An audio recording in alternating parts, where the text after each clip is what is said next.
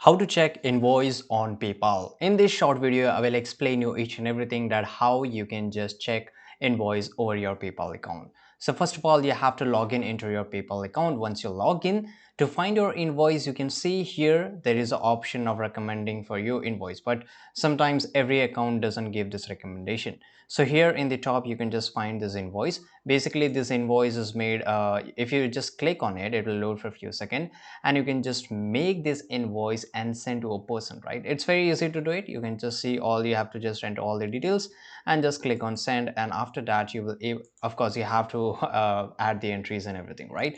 And there is another way to do that. Let me show you. So here, if you just go here you will able to see all the invoice which you have made and which you have sent to different accounts, right?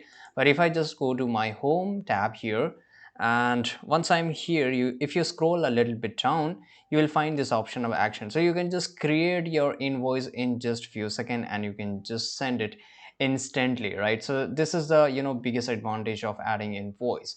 And so this is where you can just find your invoice. By the way, if somebody send you invoice, you will able to see here, right? For example, under the notification bar, you will able to see here each and everything, right? So this is how you can find your invoice. I hope you found this video really useful.